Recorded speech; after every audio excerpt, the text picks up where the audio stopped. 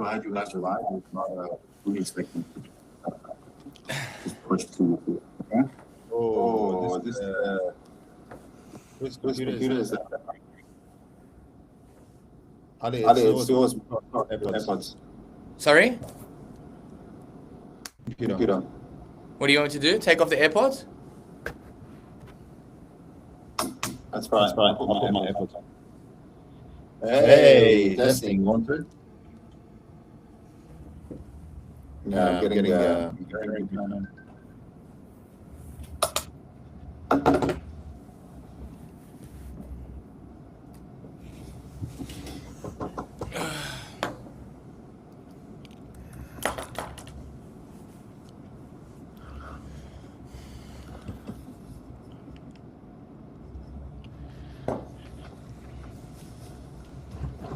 All right. I think we're live. Locked and loaded. How you going, Roy? Oh, man, it's been a hectic day. It has been. I learned a few things on Claude. Yeah. With our Operation Stain. I'm very excited. And then used my learnings to be able to push out the last minute to all of our clients, 40,000 people on our database to let them know we're live to talk about the federal budget. Yeah. All right. I think what people may want to know and may forgive us a little bit is that we, I guess, only decided to go budget. I think I called you. Was it Sunday night? Was it Sunday night that I gave you a call? I think it was like at 9 p.m. at night. And I said, mate, how about we go? Oh, you called me, and then I said, mate, how about we go live as the budget is going through? And you're like, yeah, let's do it. And then we've had our research team work in the background. And now we're here. So shout out to our Fat Cow, our marketing agency, to get things ready, locked and loaded straight away. So they've had to do a lot of work in just a short period of time, but they've been awesome. Ali, the thing is that they're getting maybe try and micro from both of you, and then isolate the one. Sorry, Roy. It's my coming up. So can you try your AirPods on? Yep. And then isolate your voice with the settings. How about now? Oh, testing 1, 2. Can you hear me better now? Yeah, I can hear you. This is much better. Yeah, let's just fix it now. All right, just keep the AirPods in. Yeah. You look more professional that way anyway. Awesome. Oh, thank you. I appreciate that. So then had a client meeting in the afternoon, and now we're here. Last minute, rushing into getting things sorted and setting up so that we can go live. I wonder how many people are actually tuning in right now. Let's have a look. I hope all of our team is watching, because if they're not, I'm going to be disappointed. All right, Kathy, I think we fixed it now. Let us know in the comments if it's working. Getting things sorted and setting up so that we can go live. I wonder how many people are actually tuning in right now. We got a few people in, which is awesome. I hope all of our team is watching, because if they're not, I'm going to be... Like it. Okay. It's working. I was gonna put the YouTube in front of me as well, so I can see if there's any comments. Thanks for tuning in, everyone. This is the first time we do this, but hopefully, if we get it right, you'll probably see more of these sessions between Ali and I more often, where we can talk about different things. And I think the system's pretty good. Hey, it's good. We can record it. You guys can watch it after if you can't make it, and you can ask questions, pick our brains. So it's good. That's awesome. Kathy and Mary Jo said it's all good now. The audio is all good. Sweet. Awesome. Yeah, I think it's like I said, Roy. I think I was thinking about this just today. It was like I've spoken to one of our clients, and he was like, "Oh, I really want to watch the video," and because it is good, because I think just today alone, I probably spoke to maybe seven clients just today, like just asking me for what I think and feedback, and it's so much easier to, especially for us, but also easier for a lot of people to ask a lot of questions from other people that they have questions about. And today we're going to go through. So we're going to I guess we'll explain to all our listeners, or just explain what we're going to go through today. So the first thing that we're going to go through is we're going to get real live updates on the budget and what's actually happening. And we're going to talk about what's actually happening with the budget and once we get all the outcomes, we're going to kind of talk about that. But before that, we're going to talk about some of the things to potentially expect based on the information that we have. There's been a lot of already leaked information, as you call it. It's very interesting how the media has dealt with it. Yeah. It's like they've really made it very exciting. It's almost like a episode of Home and Away. They're just giving a little bit of cliffhangers every couple of days, and it's time for the actual the finale. So. But we're going to talk about what are the likely outcomes, and we're going to talk about some charts. We got some things that we want to talk about, just to get some of your opinions, Roy, my opinion, and maybe just answer some questions that our listeners are wanting to ask us, right? Like things that they're open to. I guess Roy, you're a lot on the client facing role, and you deal with probably close to like 50 investors every single month. What's currently new on your side? So ever since the talks with the budget changes have started happening over the last month or so, I'll tell you what, I personally, I did put my head in the sand for a week or two, and I tried to tell myself I'm going to worry about it once the budget happens, because obviously there was a lot of speculation, so I didn't want to jump the gun. But over the last week or so, more and more information got leaked, and it started making a fair bit of sense what could be happening. And the conversations we started having with clients were mainly about established properties versus brand new. What does that mean for negative gearing? And obviously, you hit the nail on the head, Ali, a couple of weeks ago on our podcast when you actually said if they look at changing negative gearing, there would be some incentives for investors who build a brand new property, and they could be exempt from these changes, because typically speaking, the government wants to see more houses get built. They want to see the construction industry keep going and so forth. So this is the first thing that I've started talking about with clients, that should we adjust our strategy and start looking at brand new properties instead of established, or vice versa, depending on the client's situation. Second thing, which I found very interesting, is borrowing capacity. So if you're buying an established property with no more negative gearing, what could that mean to your borrowing capacity? And I actually did send an email to our broker, one of the brokers that we work with, Dana, from our sister company, the Lenders Club.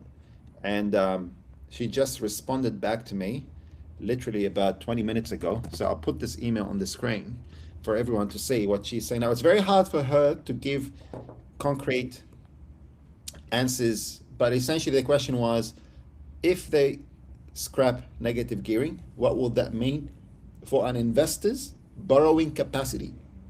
Why? Because typically banks add your tax breaks back into your income, which allows you to lend more money.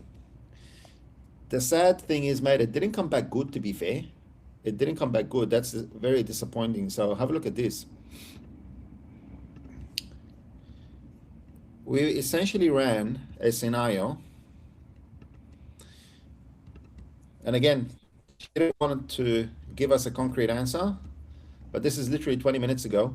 A single person on $100,000 income living with parents. So no rent, no mortgages, no liabilities, putting down a 20% deposit, so not even going into lender's mortgage insurance territory. With negative gearing, that person can borrow 845,000, but without the negative gearing, that borrowing capacity drops to 600,000. So that's $250,000 difference, or a reduction in borrowing capacity. So what that means is, mate, I reckon that person can now probably just buy one investment property instead of two. So they are indirectly limiting investor activity by doing so. That's why it becomes very, very, very important to have the right strategy, have the right plan, look at maybe properties that would give you slightly higher rental yield to get started with your portfolio, so that you can extend the ceiling and maybe tap into or get into your second investment property sooner rather than later.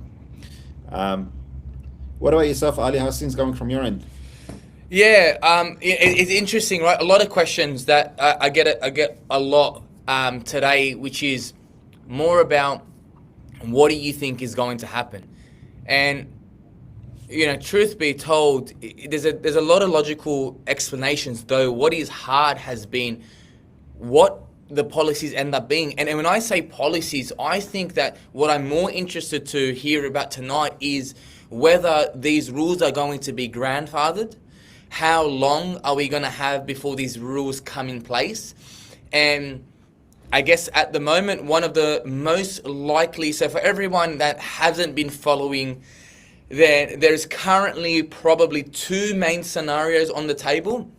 One scenario being that all properties will be grandfathered, right? Any property that you own as of today will be completely grandfathered, so they'll still get the negative gearing benefits, they'll still get the CGT benefits, right? The other rule is that there will be no grandfathering, but what will happen is there'll be a 1 year gap between these rules coming into effect, meaning July 2027, 1st of July 2027 will be the cutoff where you can still claim negative gearing and capital gains on your property. And that still allows people to buy property today and claim the negative gearing for the next 12 months or 14 months. Now, it's interesting, right? Because I hear a lot of these kind of, I guess the question is there going to be a lot of supply in the market? Now, what I found was, and it was quite minimal, but what I found was when we initially had the talk about CGT being abolished, I saw a uptick in inventory. And I talk about this all the time. I've been very vocal. I've purchased two blocks of units over the last 1 month. And I'll tell you the reason for that, right? Because it's quite interesting. And I've been heavily invested in property, and I still believe property is a very great long-term asset. And I ended up spent over $5 million on two property acquisitions, which were some of the biggest acquisitions that I've made in my portfolio journey. And the reason that I had that is I've been looking at blocks of units as an investment vehicle for quite some time. But what I have found is usually these are tightly held and inventory is very low. However, since that rule was applied or it was announced, I found that there was more supply in blocks of units that usually were held for over the last 20, 30 years. And it got me thinking, and I kind of confirmed this while speaking to a couple of agents, and agents, you always got to take them with a grain of salt on why the owner is actually selling a property. But what I found was, what I believe was, a lot of people thought, we bought this property many years ago, sometimes it got passed down from their parents, and they might have bought it for $300,000-$400,000 and it's worth $2.5 million as an example for the property that I bought. And it makes sense, right? If you feel like you're going to lose that capital gains discount, you're probably going to sell now in order to receive that. So I felt like there was a uptick in inventory over that last maybe 3-4 week period. Over the last 2 weeks, most people have probably just held back, wanted to hold property, and there wasn't that rush or panic selling that we probably did see. Now, it is so interesting because if we have the scenario number one, Roy, which is it's grandfathered, I genuinely believe, right, we're probably going to see a restricted amount of inventory and supply of established properties come into the market, right? Because people that sell have to then Well, rebuy, and they don't get those benefits. So as an investor, you probably do want to hold on to what you already own, right? If we see this being not grandfathered and have 1 year or 14 months in order to then allow people to sell and still claim the negative gearing and mainly CGT benefit, then I feel like it's going to be very interesting on when we see inventory on the market. When people know they have, I guess, 12 months to make a decision, will it mean that there'll be less inventory on the market for the first 6 months, and then the further 6 months there's going to be a decent amount of supply, right? So it's going to be very interesting with people talking about, is there going to be a lot of supply? Will there be some sellers that want to get rid of their properties fast? And I think the biggest question is going to be whether we grandfather this rule or whether it's not grandfathered. That's going to be a very big takeaway from, I guess, the policy and established properties, especially. Yeah. Now you're talking about both CGT and negative gearing, yeah? Not just the one. No, not just the one, because I think it gets very interesting, right? In terms of current inventory and I guess current people's current plans with their property, it's going to matter what happens with the rule of grandfathering. And for those people that don't know, grandfathering is whether they keep the policy for already existing purchases. In future, and we'll go into negative gearing and capital gains, but I would say that, and maybe you agree, Roy, but the negative gearing is probably the policy that's more crucial, right? To the everyday Australian getting into the market for the first time versus the capital gains. Because what we're looking at today is, well, how does the capital gains actually work? Now remember, for people that are investing in future, capital gains is only something that takes into account when you decide to sell the property. And at the moment, they're not talking about abolishing capital gains at all completely, rather than changing it to an indexation method of calculating your gain against previous inflation. And we'll go into that today. Yeah. Before we get into it, Ali, we've got Kathy is saying the problem is what comes out of the budget and what is actually the truth. You just don't know because of all the lies that are told. Hold on. We'll have to wait and see if they actually lied or not, to be fair, until the budget is handed down. But I do feel like it does feel like they're playing on words by saying we're not going to touch negative gearing, but they touched negative gearing for some people, but not others. Same goes to CGT, to be fair. But we'll have to wait and see. As a company, though, like Buyers Club, since its inception, has never really incorporated negative gearing as part of its investment strategy for our clients, right? Like it's always been the cherry on top. It's always a nice to have. It's good for the borrowing. It's always, but we've always looked for a balance between rent to yield and capital growth, to be fair.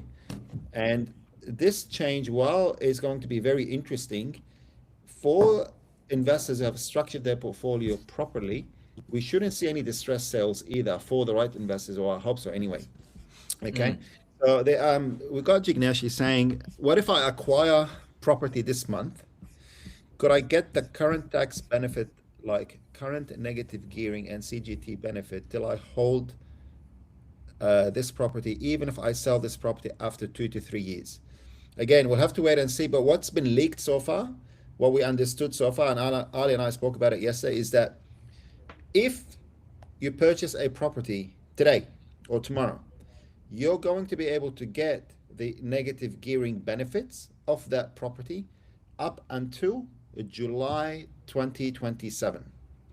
From July 2027, if this property was an established property that you bought tomorrow, there won't be any more negative gearing for that property. But if it was a brand new property that you built, then you would still get the negative gearing tax incentives post July next year. For the CGT, it's still a little bit unclear, but we have something very interesting to actually show you. And I found this it's making me appreciate more and more our research division, Ali, and what the team is doing in the lab. To be fair, like the work that Nathan has put out today was just phenomenal. To be fair, and Mm. there's every time you read sensational headlines or you look at what's going on in the media and so forth, it's always good to just go back and reflect and actually look at the numbers. And this is what Nathan has done for us. So what I'm going to do, guys, is I'm actually going to share something really interesting with you about the CGT that I found. It was a good learning exercise for me personally as well. Um, what we've done is we modeled the difference in tax payable under the current system versus the actual leaked gossip, rumors, whatever you want to call it, the new tax indexation system. Mm. So essentially, the current system is you pay tax on 50, you get 50% discount on taxes. So if you hold a property for 5 years and then you buy that property for 500,000 and you get a 5% annual growth, then you're going to pay $25,000 in tax when you sell that property, assuming that you're on the 37% marginal tax bracket. Now, a lot of investors do hold properties somewhere between 5 and 10 years. So essentially, they would be paying somewhere between the vicinity of 25,000 to 60,000. Now, if they change that to the indexation model, then you would be paying between 31 and 75. So essentially, you're paying anywhere between $6,000 to $18,000 extra in taxes. But what's very interesting, and this is where it was a bit of an eye opener for me, is currently inflation is sitting at 3 to 4%. With the war in the Middle East, with the rising interest rates, with the cost of living, with the living crisis across the world, and so forth, we're expecting inflation to stick for a little while. And if it does stick for a little while, then we are going to be seeing essentially average inflation of 3 to 4, maybe even 5% over the next 5 to 10 years. And if this does play out, this is where it got really interesting. If this does play out, then it will actually be cheaper for you if they change the CGT rules to the indexation method if you are looking at selling this property in the next 5 to 10 years. And you'd actually be saving money with the new CGT system. Where it starts making a difference is obviously if you're holding for longer than 15 years, is when it start costing you a little bit of money. Now, however you look at it and however you spin it, the difference over 5 years, if inflation goes down to 2% and you decide to sell, you're missing out on $6,500. So if you take $6,500 and you divide that by 5, the cost of that is essentially $1,200 for the whole year and extra taxes that you've paid. So the question you got to be asking yourself, guys, again, Ali, feel free to agree or disagree. Is it still worth to be investing in property? Considering that now if you decide to sell this property over the next 5 years, it's going to cost you $1,200 extra. Now, if I'm going to be buying a property that's going to be increasing in value, helping me build my wealth, set myself up for the future and my future generations, I'll pay the $1,200 any day of the week. It still is worth investing in property, regardless of how this budget is going to be playing out tonight.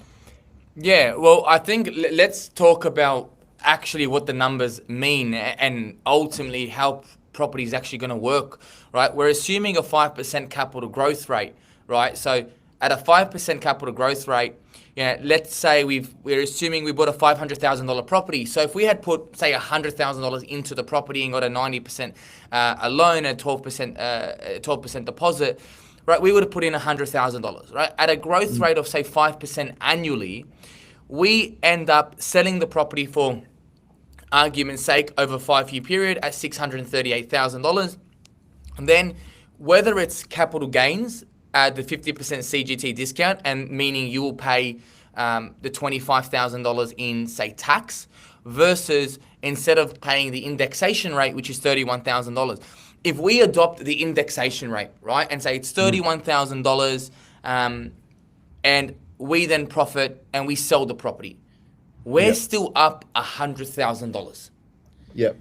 It costs us the $100,000 to enter the property. and we've doubled our initial investment, right, over 5 years, which gives us a rate of return of 20% per annum. Cash on cash.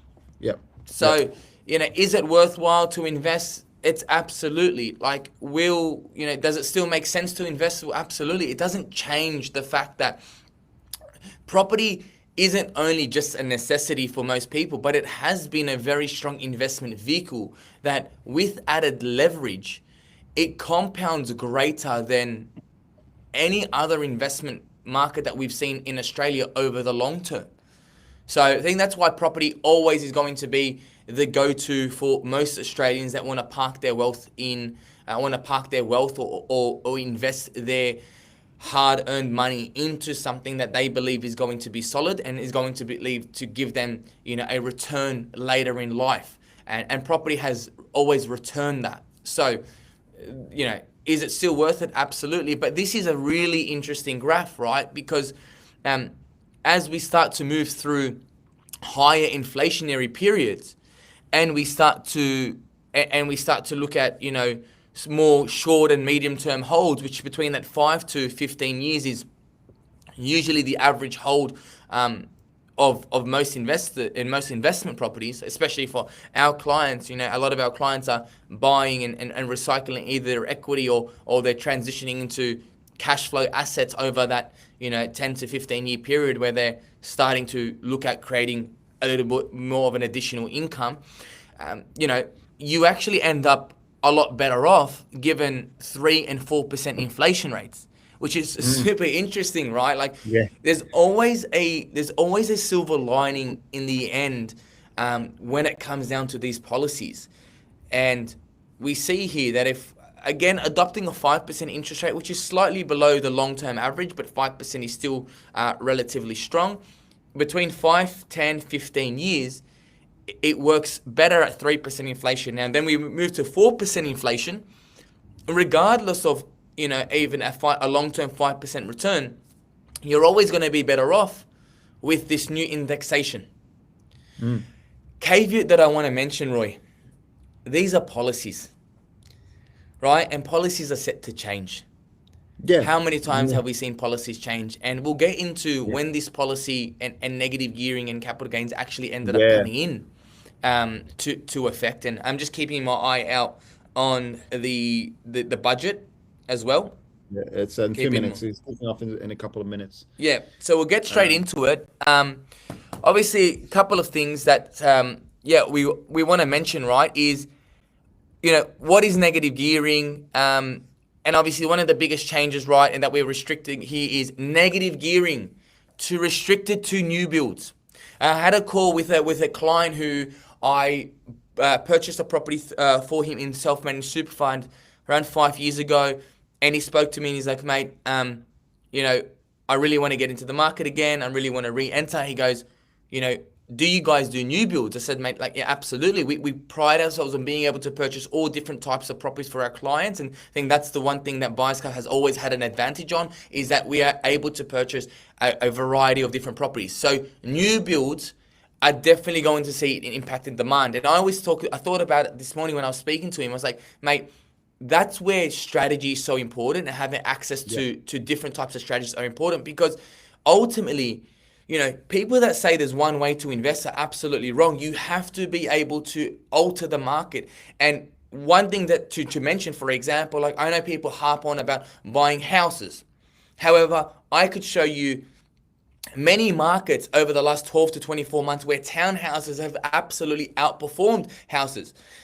In some markets, I've seen townhouses outperform houses over a 5 to 10 year period. If we look at areas like, Logan and Ipswich, we have locations and townhouses that we bought that have gone up 400% over a 5 year period, but houses have not done that. Right? So being able to understand strategy is super important. And new builds are going to be completely exempt. So we're on the front foot with that. And I was saying to him, like, we've already we've built really good relationships over the last 8 years, and we've already secured quite a lot of new wholesale land and build options for for clients that we already know in the future. We've already secured stock for that's in the pipeline over the next, say, 3 to 6 months. So we're trying to really secure and take advantage, because we know that there's probably going to be a very strong surge in prices for new builds, new land and construction. So we're already on the front foot and targeting that. But a couple of changes, right? Negative yielding only going to be to established properties, right? Kathy, yes, we are in. We have an office in Sydney in Rhodes, and we have an office in Docklands in Melbourne, and we buy properties all across the country. Yeah. So there is definitely that understanding of, are we going to see a shift in new builds? And absolutely, will we see an uptick in values for new house and land construction just purely because of the demand that there will be? Absolutely. Should you be considering land and building homes? Absolutely, if it suits your strategy, right? We purchase close to around 50 properties every single month, and that's usually a mixture of half new and half established. Now, the budget's obviously kicking off, Roy. I'll let you kind of, as I continue, you can just cut me off, but I'll just get into I'm going to be couple listening into the budget and giving some commentary. Yeah. A couple of things, right? Negative gearing has been in Australia for almost 100 years. So since 1936, it was never designed as a policy to encourage property investment, which is interesting. Yep. But in 1985 and 87, Paul Keating effectively abolished negative gearing. Now, during this particular time, we want to show that we didn't see much of a rental change, right? So No. it's very interesting. However, something to take into consideration is that in 1985, lending requirements were much stricter. There were a lot lower LVRs, meaning people had to put in larger deposits, usually meaning that negative gearing wasn't as important or didn't occur as much. So it didn't have much of an impact. However, if we are going to look at, say, a relatively similar economy in a sense of I guess property as a whole, we're going to look at New Zealand, and New Zealand's Labor in 2021 removed the ability for residential property investors to deduct mortgage interest as a tax expense. So essentially removed negative gearing, despite their own Inland Revenue Department advising against it. So their own department advised that this should not be the case. However, the Labor government proceeded, very similar to what's happening today, to abolish negative gearing. Now, moving into what we saw since 2021, we saw a massive uptick in rental, right? We saw rents hit record levels as landlords passed their increased costs into tenants. And interestingly enough, when I talk about policies and policies are to change, negative gearing has been restored in New Zealand in 2025. So it was 4 years until negative gearing, from when it changed to when it got reversed. So for 100 years, they kept it normal, then they changed it, and they changed it back. So it clearly shows that, you know, negative gearing is probably something that should not be changed, in my opinion. And I'll talk a little bit about who that actually affects mainly.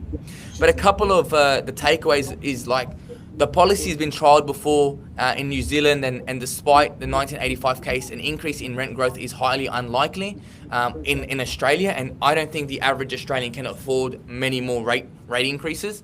Yeah. We already had extorted questions. Jignesh is saying, would rental go up after this budget? Again, this is what Ali is talking about now, is that if they scrap negative gearing, we expect that rents will spike and that landlords will pass on these additional costs to the tenants. So unlike back during the Keating era, where the negative gearing didn't have an impact on rent. So they tried to do it in the past where they scrapped it, thinking that it will help with reducing the rents, but that didn't have any impact on it. So then they brought back negative gearing for 100 years or so, and now they are scrapping it. But it's a different world, it's a different market, different interest rates, different LVRs. Today, property investors are negatively geared. They have high loan to value ratios and they have much lower yields.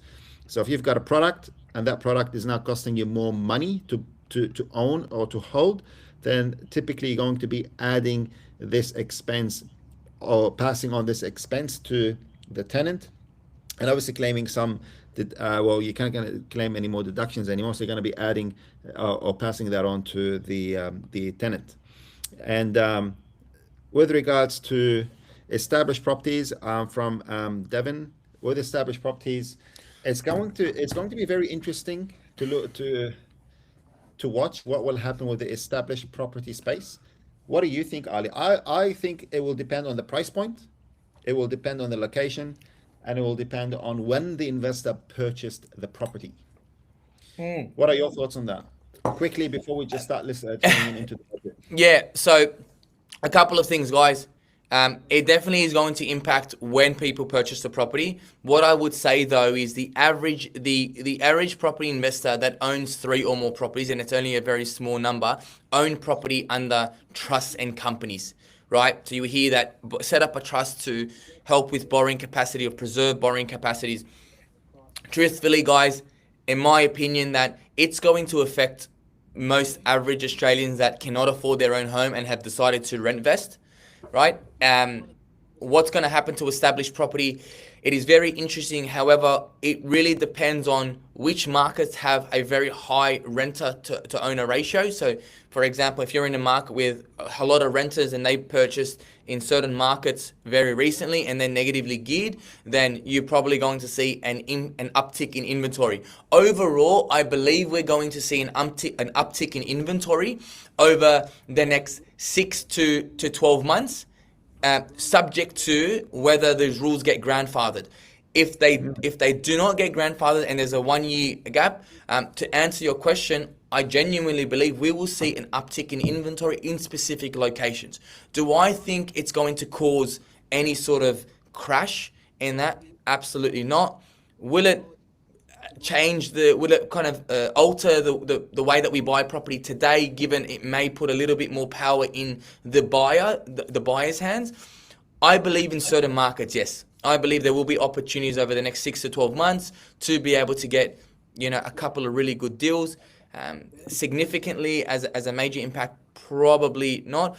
What will probably happen is established properties will look a little bit less attractive. Yes, moving forward, established properties will look a little bit less attractive for the average investor. I see that most first-time investors will most likely adopt for newer properties in order to receive those benefits. Okay. So if I'm a first home, so what I understood from what you just said is, if I'm a first home buyer looking to buy my own home between the $600 to $1 million mark, over the next 12 months, I've got a golden opportunity to capitalize on uptick in inventory and to get in the market. Okay. Andrew asked if there's any news about CGT for new builds, or would it be the same as existing builds? What have we understood so far, and again, hopefully they'll talk about it soon, is that what we understood so far is that there will be carve-outs for brand and new properties where they will be exempt from the CGT. But again, if we go back to the table that our research team has put together with the indexation, it might be better. It might be better with the new indexation system anyway. So we'll have to wait and see. Yeah. Well, I think the budget headlines right now are no major surprises, broken tax promises, negative gearing, CGT and trust hits. Right now we're talking about, obviously, they're talking about, wage growth. But essentially, I think what Kathy mentioned is... It hasn't actually gotten into it yet. This is what they're assuming. It hasn't actually gotten into it yet. Yeah, correct. These are just the main headlines. But like Kathy said, I would say that Labor did break promises, right? Because there was a news clip that Albanese did mention that negative gearing will not be taken off the table. Yeah. Now, for the 50th time. Yeah. Now, a couple of things as well. in terms of, so for many people that understand this, I just want to give my opinion about negative gearing and CGT changes, right? Because there's been a lot of controversy about, okay, is this going to help the average Australian? Now, full disclosure, both myself and Roy are property investors, right? I've been very public, and I've talked about my personal portfolio, which is, for relative speaking, is larger than an average investment portfolio. Now, do I believe that first home buyers should be given an opportunity to get into the market? Absolutely, right? But let's talk about just one of the last policies that actually occurred, right? And as a property investor who owns 60 plus rental properties, right, which half of those properties are actually brand new, which does mean that I actually am creating more jobs for the economy. I'm employing on average 30 people per property, and I'm housing over 60 tenants. Now, a lot of my properties are in lower socio-economical areas. They're not in the Bondi Beach, or they're not in Vaucluse. They're in locations like Logan, locations like Moreton Bay, Harvey Bay, Victoria, Dandenong, in those particular areas. So we're creating opportunities for and providing rentals, but we've created so many new builds that have created so many jobs for a lot of people. Now, let's talk about the last policy, which was the 5% deposit scheme. That everyone talked about was an amazing policy, and let's add this policy to the market to help the first home buyer get into the market. Now, what did that do? Overnight, that jumped property prices through the absolute roof. Now, as a property investor, I have to be very truthful. I was advising my members, these are the markets to be focusing on. Buy in these markets that are just below the threshold, right? Target specific markets in Southeast Queensland and specific suburbs in WA. And what we saw was the markets that were 10, 15, 20% below the threshold. We specifically targeted those areas, and we saw over a 2 to 3 month period, 20 to 30% capital growth. There is data that shows that properties that were below the threshold had double the capital growth that markets that were above the threshold. And this was very common. So who did it actually help? It may have helped small number of first home buyers to get into the market, but investors got into those markets already, held properties. It actually restricted supply because there was just an uptick in demand, so people held off selling their properties because they knew that they could get a premium. And we saw the property markets increase on average between 10 to 20%, which is between 3 times to 4 times the average growth rate in Australia. Guys, remember, the average growth rate in Australia is 6.6%. To secure homes for 4,000 young people at risk of homelessness. Okay, so it's been announced. At the very core of our budget strategy, dealing with the very real pressures on people right now, while taking responsibility for the challenges facing the next generations. The shocks from around the world are coming at us faster and more frequently. And that global uncertainty is not a reason to delay reform. It's why we must move with urgency and with ambition. The challenges coming at us, the opportunities ahead of us, and the better future that Australians deserve will not wait for a time when all is quiet in the world. That's why this budget invests in resilience and reform to grow our economy the right way and lift living standards over time. We'll do that through 3 ambitious policy packages. Here we go. A productivity and investment package, a tax reform package, and a savings package as well. Because speaking to lift wages and living standards, we have to lift productivity. In the market sector, productivity has now grown for 5 consecutive quarters, was 1.5% last year. But this budget is about going further and moving faster. This productivity package will help us attract and absorb more investment, make it easier and quicker to build, and it will slash compliance costs. The reforms we are announcing tonight will cut regulatory costs by $10.2 billion every year. Our efforts in national competition policy alone could boost GDP by $13 billion a year. This is the broadest productivity push in a budget since the 1990s.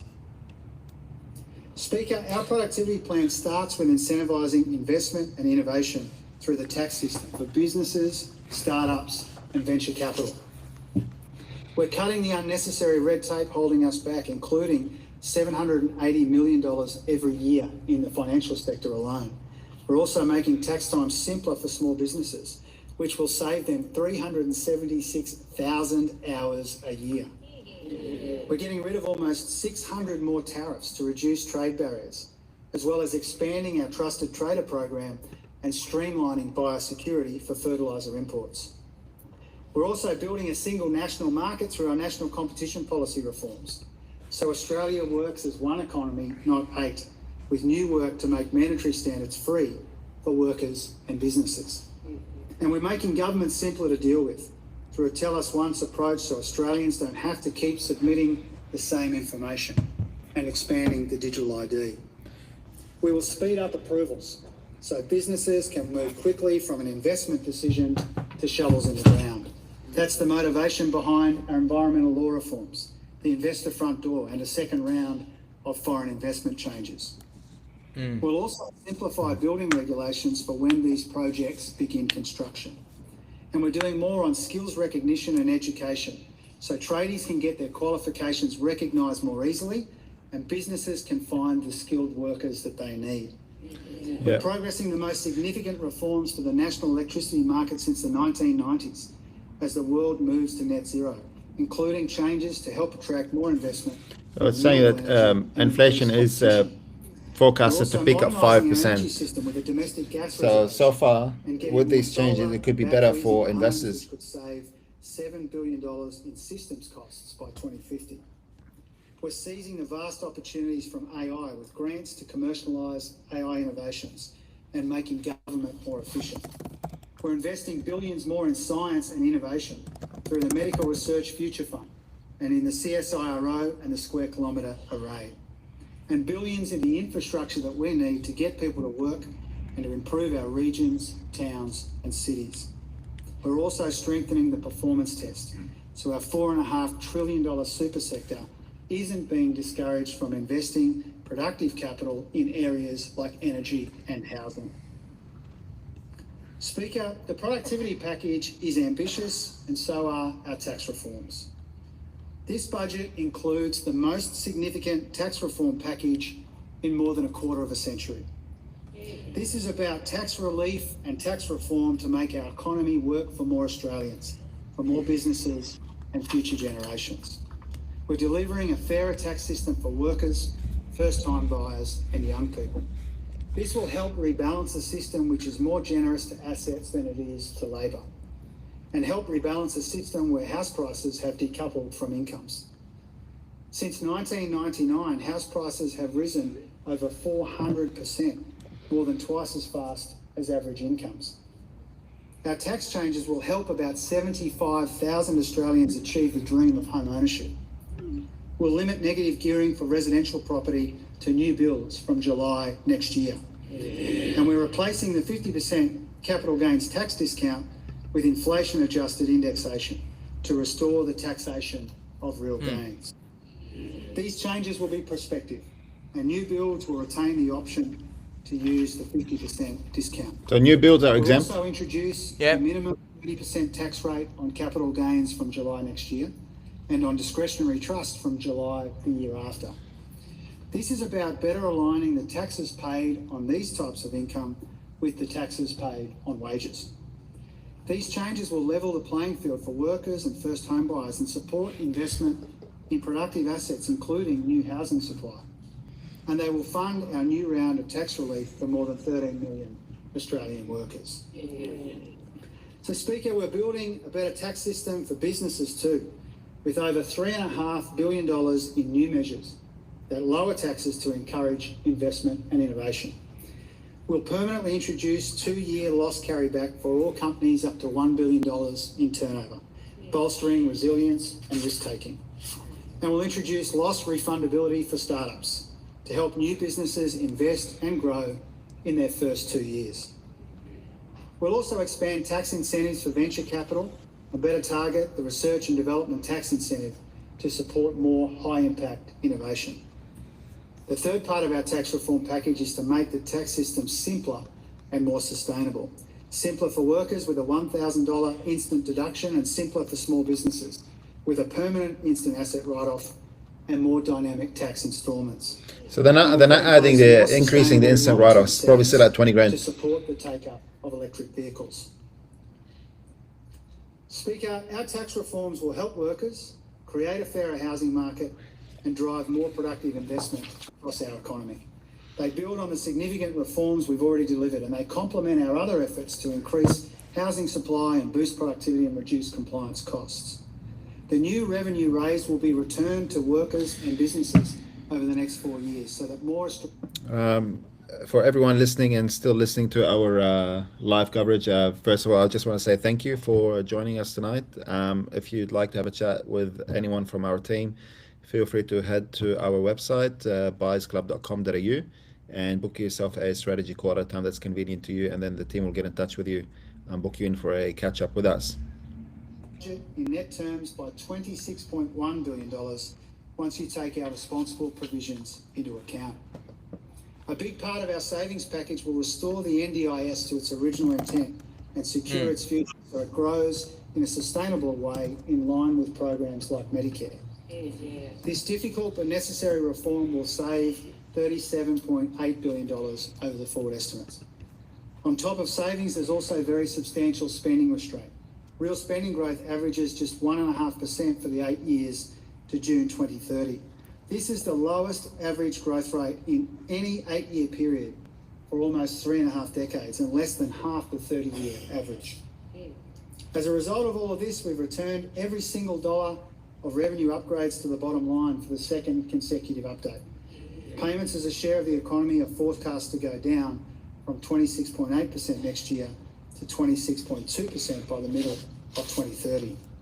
Now, this responsible economic management means that yes, Kathy, you can come and see Ali. I'm based in Melbourne and Docklands. You can have a chat with Ali. I don't believe Ali is taking on clients though, but he would definitely love to catch up with you and have a chat, and then connect you with one of our strategists for a chat.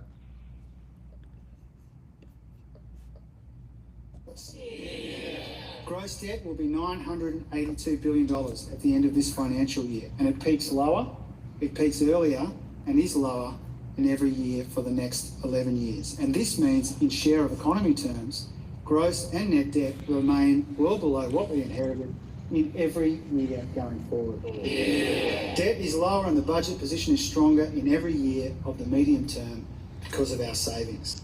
The medium-term budget position is much stronger. And migration is still above the pre-COVID days anyway. That hasn't dropped significantly. Speaker, we've made progress getting the budget in much better shape at the same time as we've found room to fund the services and the security that Australians rely on. This budget includes record investments in healthcare, defence and economic resilience. There's $3 billion to deliver more beds, more packages and better aged care for older Australians. $2 billion for the Thriving Kids program. So, Devin, if you build a brand new property, you'll be able to opt for, you either pay on the old CGT system, which is on 50% of your gain, or you go for the new system which they are introducing. So you have the choice with a brand new property. Again, it's going to be very important to understand your plan and your strategy on when you might decide to sell. You might look at inflation. Is it better to opt for the new policy, or you stick to the old one?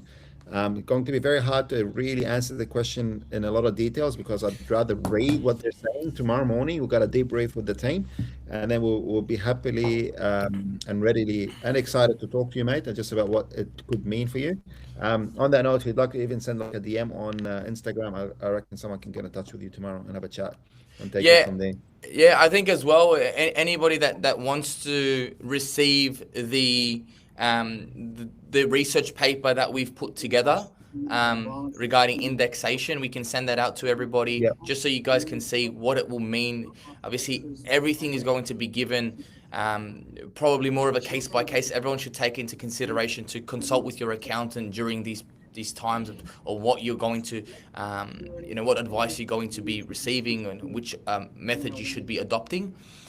But overall, ultimately, I think Roy, I know they're continuing to go through the budget, but I would say a lot of the property items have been covered. You mentioned now. Yeah.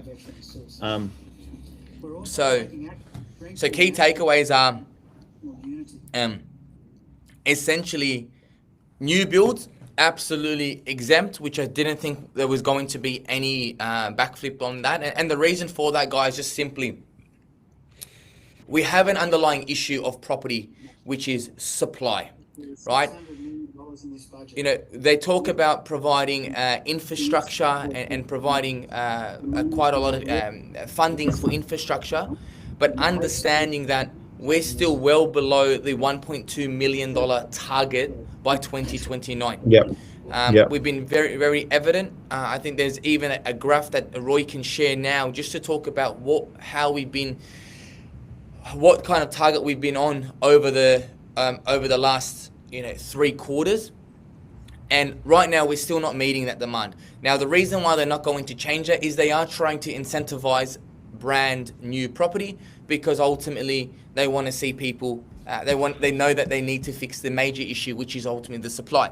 So if we look at from September 2024, we see that the target is 60,000 homes per quarter, right? And what we saw just recently, January 2025 was actually one of our lowest quarters, where we're 32.5% below the target in terms of new dwelling completion over the quarter. And these stats are from ABS. So we're currently right now seeing an undersupply. Now, what the government is stating is that they will be providing, on average, around $2 billion worth of infrastructure to support new housing, so through road, sewer, water, and power. And there will be also $500 million for regional Australia, right? In saying that is still not nowhere near enough, and we've actually looked at some data that shows that the property market, and according to Urban Development Institute of Australia, they're currently 10,000. There's an ongoing shortfall of 10,000 in infrastructure funding per new dwelling nationally. So we are still, the government's attempt to provide funding for new homes is still nowhere near enough to actually provide the $1.2 million new homes per over to 2029. Now they need to create a supply, and that's why they're not going to restrict new property. So if we want to put it in layman's term, Ali, again, so essentially, if we are short $10,000 per house. Now we need to build 1.2 million houses. So 2 million times 10,000 short, which means we are 12 billion short. Okay, we're $12 billion short on infrastructure spending, but the package that they're introducing is only 2 billion. Now, potentially they might include another package next year or the following year, but mark my words on this recording, let's consider what I'm saying now. Let's try and remember next year if they are going to be introducing another package for infrastructure spending, because if they don't, then this 2 billion is not going to make any dent with supply or infrastructure that we're going to need for producing these 1.2 million homes. Okay. Yeah. Now, let's talk about the trade shortage before we wrap it up, Ali, because he's wrapped up the budget. It was a very short budget, by the way. Yeah, it's only 30 minutes, but just to kind of recap, for those that are tuning in now, just clear takeaways, because I think we mentioned that new homes are exempt, right? For a lot of people asking about new homes, and new homes are exempt. For those that are asking, does Buyers Club help purchase new properties? Absolutely. Are new properties going to be... Do I believe that new properties are going to have an increase of value over the short to medium term? Absolutely. Should new homes be part of your strategy? Absolutely. If you are interested in understanding, because there are a lot of things that you have to understand about purchasing new homes, send us your email. We can set up a discovery call to talk about whether new homes is a suitable strategy for you. But number one, new homes are exempt. Okay, that's probably locked in and was locked in before the budget today. Now, established properties are negative gearing will no longer apply to established properties from July 1st, 2027. But the big takeaway, Roy, is that established properties and all previous properties will be grandfathered. Yep. This is so important, guys, because what I think in terms of the government's policy, they are trying to create more available inventory. And I mentioned this earlier, that if they grandfather the rule, I do not believe that inventory will actually create an uptick, or there will not be further inventory. So the government, what they've actually done indirectly is pretty much told any property investor like myself and yourself, Roy, that, hey, right, if you keep your properties, you will not be taxed, right? You will be able to adopt the original CGT discount. So for me right now, as an investor, I'm going to hold on to my properties. And now most investors are most likely going to hold on to their properties for that little bit longer, rather than sell their property with the CGT discount and then reinvest and continue ongoing. So I think the government has gotten this wrong. They're going to restrict supply by people wanting to hold on to their properties and not sell right now, because they know that if they have to re-enter into another market, right, they're going to have to pay, not be able to claim the CGT discount and future, obviously, negative gearing. So, okay. So investors that own properties at the moment, in terms of inventory, they are going to be exempt. All the properties are going to be exempt. So that's massive news, because the question have been asked constantly, and as an investor, the question that I'm asking is there going to be inventory and supply, which allows me to kind of maybe buy a discounted property? At the moment, right now, I don't think there is. I think they're going to restrict supply, which is going against what they actually have stated that they've wanted. Okay. So let's recap something quickly, because obviously different news outlets are releasing articles. So just to maybe we can go through a couple together, because this is now news. This is information. It's available for everyone. All right. So SBS, property investors, the budget confirms highly anticipated change is cool. Previous CGT, which halved the amount of tax that was paid on profit, will be replaced with a discount based on the total profits less inflation, otherwise known as real gain, which is the indexation method that we had the table of. If you would like to get a copy of that, guys, or just what we can do is we can, and you know what, Ali, maybe we'll talk to our operations team. We'll create a new calculator, an online calculator with the operations team. It'll probably take us a few days to put together, where you can actually compare the old method with the new method with different inflation, and that will be accessible. Actually, it's actually a good idea for our website as well. Let's just let me just write that note 1 sec. Roy's providing more ideas now. Yep. So then we go back to the so under the new system, investors will have to pay a minimum of 30% on any additional gains from the 1st of July. So essentially, you take your, let's just say you've earned or you've gained $100,000 minus, say, the inflation. The inflation was 20 grand, so you've actually made 80 grand. You're paying 30% on the 80 grand. Okay, anyone building new properties will be able to choose between the old 50% CGT or new arrangements. And this is where it's going to become very interesting for you to understand and have a bit of an outlook for how the world is going, where you see inflation heading in a year or two, decide if you're going to be exiting an asset or holding onto it, and the type of tax you want to opt in to pay. Trusts as well, they're going to be paying taxes. That's actually not great for a lot of us who have those kind of structures, but it is what it is. We'll see how it plays out over the next few months. Yeah, and I think what this is actually very important for those that own properties under trust, and this is probably going to target quite a lot of investors here. Again, it's a 30%, which is currently slightly higher than what we currently pay right now. I guess as an overall, I think what we'll see is a lot of people shift to companies. I already know that. I have heard many accountants talk about shifting now, purchasing entities under companies, because you're going to you will save that additional, say, 5%.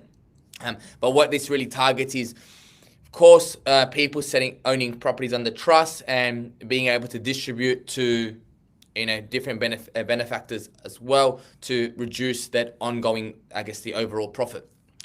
And then with negative gearing, let's just have a quick chat about that. Ali, you want to go through this? That's what realestate.com, guys. Yeah, so under the previous negative gearing rules, investors whose expenses exceed rental income resulting in a loss could deduct from that loss, such as wage. But from July 2027, negative gearing will be limited to only new builds in a bid to encourage more housing. Established residential investment properties purchased before 7:30 p.m. on 12th of May 2026 will be exempt from the changes until the property is sold. This includes contract exchange but not yet settled. So, super important. I know there was a massive shift in our team of getting as many contracts exchanged today. So essentially, guys, to recap as well, because we touched on the most notable changes are that these rules will not apply at least for another 1 year, right? So there's not going to be a stampede of sales today, because all the benefits are going to continue. Now, it's going to be really important to see how borrowing capacity calculators get affected as of today.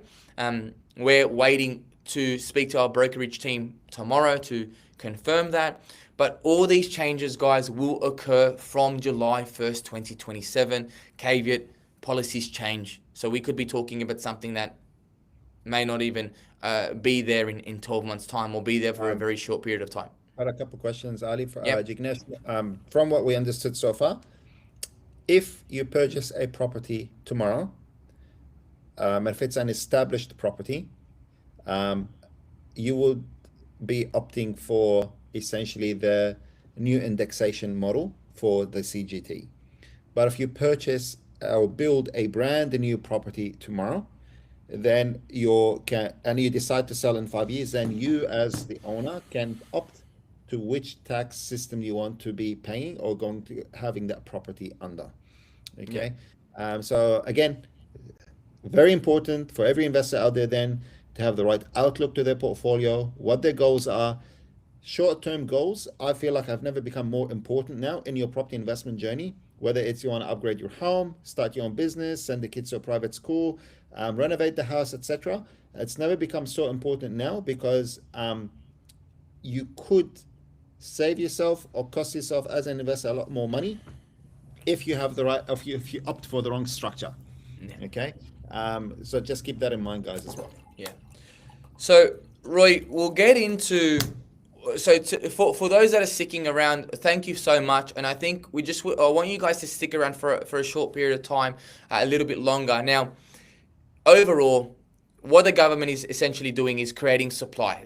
Overall, they are creating supply. In theory, it does make sense to a certain degree that they want to create more houses, and that's really our underlying issue. However, we're going to walk you through a website that talks about the current level of shortages that we have under our current trade workers. Now, couple of things, right? Just to recap before we get into this, Roy, is going to be what occurred back in 2020 when then the government allowed a first home buyer grant and a new home builder grant, where if you built a new property, you were able to get a $10,000 grant from the government and additional grants as well. That we had a couple of other issues during COVID, right? But essentially, the government did that because they wanted to create more jobs. They were scared that people in construction were going to sit at home, and 47% of all taxpayer dollars are directly related and indirectly related to construction. So for them, keeping construction alive is a number one priority. So they did that. However, we had issues with transport. We had issues with the migration, very similar to what we have today, given the current global conflicts. We already know, and I've done a video about PCV pipes, plumbing material are up already 40% due to oil prices, right? We still currently have a conflict globally, which is creating trade shortages and shipping cost increases that are affecting our property market, because they're affecting the material that we use to actually build the property. One other issue that we face, and we are very aware of that now, ultimately, if those things continue and we need more of those items, we're already seeing those costs rise. So cost of materials are already on the rise, and currently right now have not actually been taken into consideration for the latest inflation numbers, right? The chairman of Reece, the largest plumbing company in Australia, has mentioned that they only passed on their material increases from the 13th of May, right? So it's only recent that builders have increased. And I speak to a lot of builders every day, and we work with really good builders across Australia, but they have been very wary because of what's happened during COVID, that they are passing on their increases. So if they foresee potential increase in materials, most really good builders are already factoring in those increases. So they're putting them forward. So we know that materials are going up. Now, I've always been very vocal on, well, what is the labor like? Now, Australia brings in high levels of migration every single year. However, it has been adamant to show that the migrants that we bring into the country, unfortunately, and this isn't a dig on who we bring into the country or not. However, I believe the government needs to do a better job in understanding that what is going to actually allow Australia to fix their housing problem. And their housing problem is coming from a decline in tradesmen, decline in younger adults actually taking up TAFE courses. Right? And I know they don't want to pick up the tools. Yeah, a lot of that is going to be the case, but we've seen a constant decline in that. Now, when we bring in migrants, it makes sense bringing the people that have these specific skills, these trade skills. Yet we are bringing in the wrong type of people. Now, Roy, I think you found this website, and I think it's only fair that you run through it. But this is super important. And this is going to open up a lot of eyes, because what we're essentially going to see is that the government is saying, yes, let's push incentives to build new homes, which in theory makes sense. However, you cannot just say, let's go build new homes when people are going to, number one, if you put a strong influx of demand on building new homes, we do not have, materials are going up, we don't have enough of the materials, and they're going to continue to increase. But secondly, we do not have the people to build these homes. Yeah, so if we look at, or if we take a step back, look at what kind of trade do you need to build a house, and you start from day dot, right? So for example, you might need a building surveyor,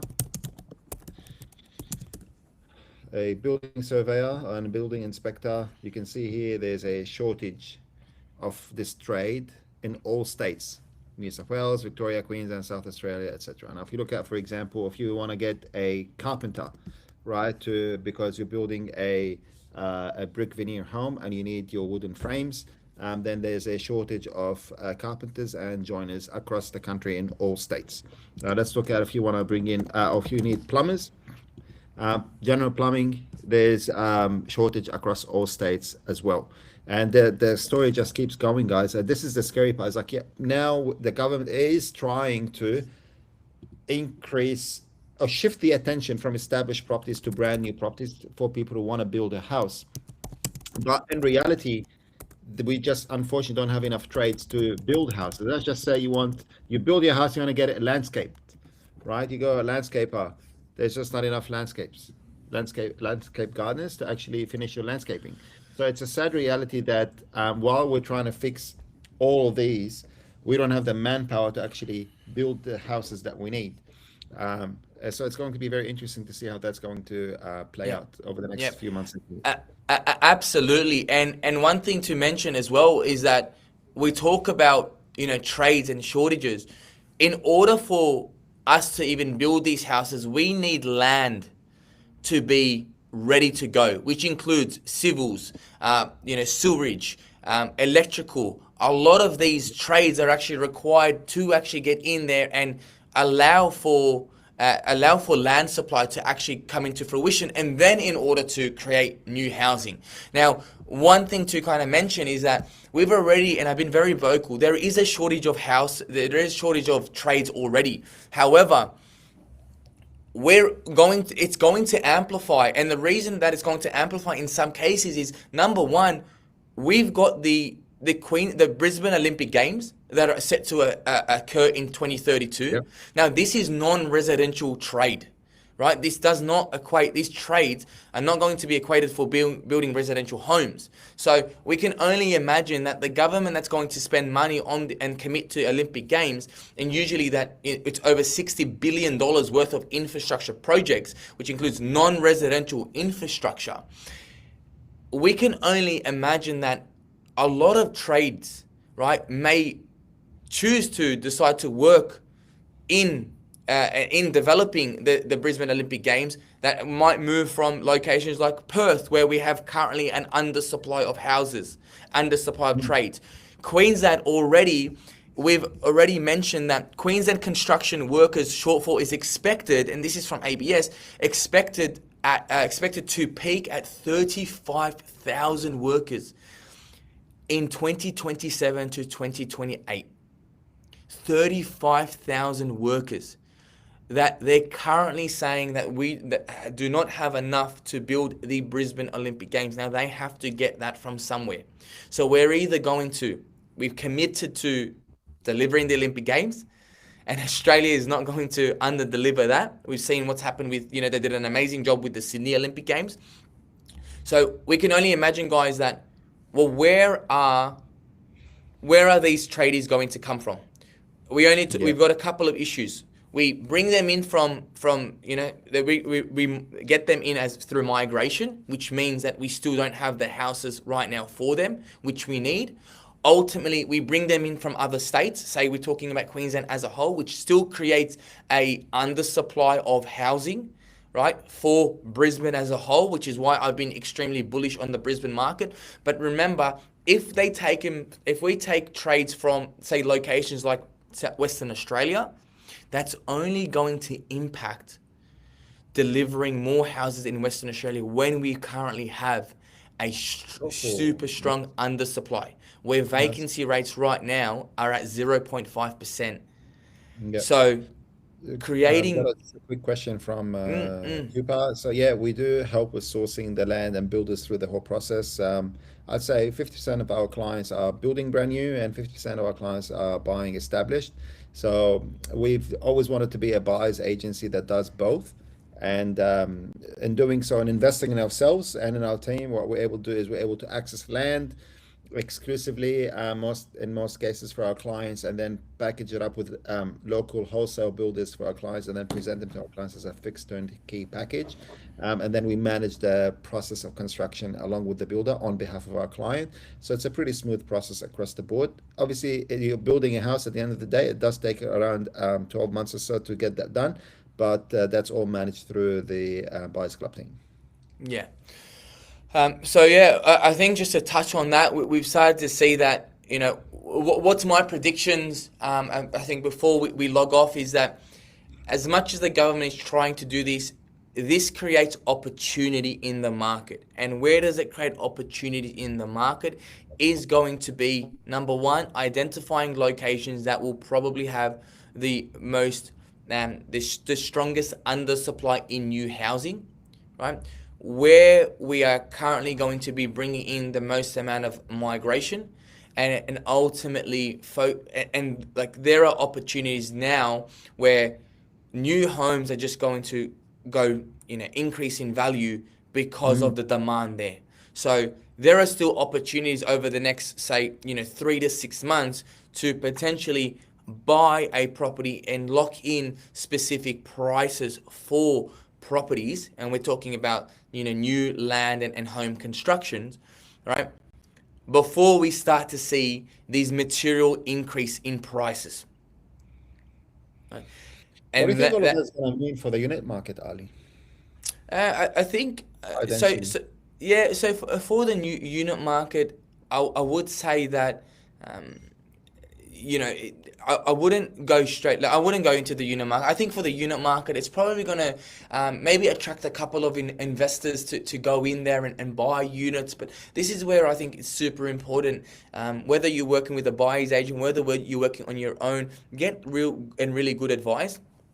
Still follow the fundamentals. In Australia, over the last 100 years, property has always worked on simple fundamentals, supply and demand, right? Tax changes come in and they do alter strategies. However, the supply and demand metric should always be followed. Overall, off the plan apartments and units, I know there's a lot of people flogging them. I would completely stay away from them. I've seen big property groups, you could call them, talk about never wanting to buy units and now being sold units. And the reason for that is because they got a lot of clients. They know that they can't find enough houses or land that are actually the ones that are going to grow in value because they are still scarce. Remember, guys, land is scarce. They say buy land because you cannot recreate that land. Once that land is built on, it is built on. Whereas you can put 300 units on 1,000 square meters, but probably no more than 3 houses on 1,000 square meters on a single residential house. And the reason for that is simply because they've got a lot of clients and they just want to throw them into something where they can, collect their commission and walk away. So units, I believe, still ultimately aren't going to make much of a difference because, again, fundamentally, they do not have the scarcity that needs to grow in property prices. That's been a very interesting evening this evening. I can't wait for the debrief tomorrow. I'm already getting text messages from the team with resources that we can look at. So if you have any questions for us, just feel free to book a meeting off our website, buyersclub.com.au, and someone will give you guys a call tomorrow. Thank you so much for tuning in. I think this was a great exercise, Ali, although this is the first time. I think it's worked out really well. Shout out to our marketing team as well for making it happen. Thank you so much. And I'm really now looking forward for the next one.